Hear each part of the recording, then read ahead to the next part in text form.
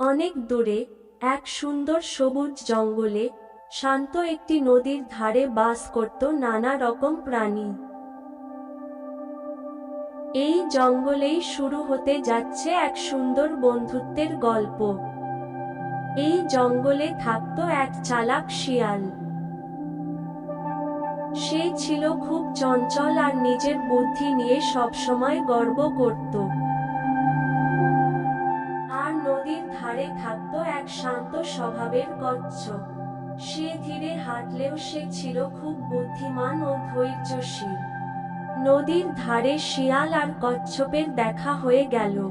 শিয়াল বলল, আরে কচ্ছপ, তুমি এত ধীরে হাঁটো কেন? কচ্ছপ বলল, তাড়াহুড়ো করলে গন্তব্যে পৌঁছানো যায় না। এইভাবে তারা দুজন বন্ধু হয়ে যায়। প্রতিদিন বিকেলে তারা নদীর ধারে বসে গল্প করত। ধীরে ধীরে তাদের বন্ধুত্ব আরো গভীর হলো। হঠাৎ একদিন জঙ্গলে এলো এক ভয়ঙ্কর সিংহ।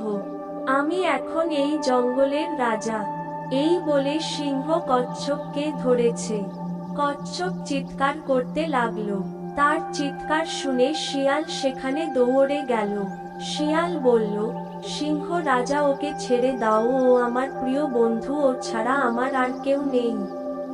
সিংহ শিয়াল আর কচ্ছপের বন্ধুত্ব দেখে খুশি হয়ে কচ্ছপকে ছেড়ে দিল।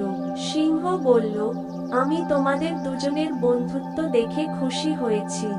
আমি তোমাদের কোনোদিন কষ্ট দেব না। একদিন কচ্ছপ দেখল শিয়ালের মন খারাপ। কচ্ছপ বলল, কি হয়েছে বন্ধু, তোমার মন খারাপ কেন? শিয়াল বলল, নদীর ওই পারে অনেক সুন্দর সুন্দর খাবার আছে, কিন্তু আমি সাঁতার জানি না, আমি ওই পারে যাব কিভাবে? কচ্ছপ বলল, তুমি আমার পিঠে চাপো, আমি তোমাকে ওই পারে নিয়ে যাব। শিয়াল কচ্ছপের পিঠে চেপে গেল, আর কচ্ছপ শিয়ালকে নিয়ে নদীর ওই পারে চলে গেল। তারা সেখানে সুখে বাস করতে লাগলো।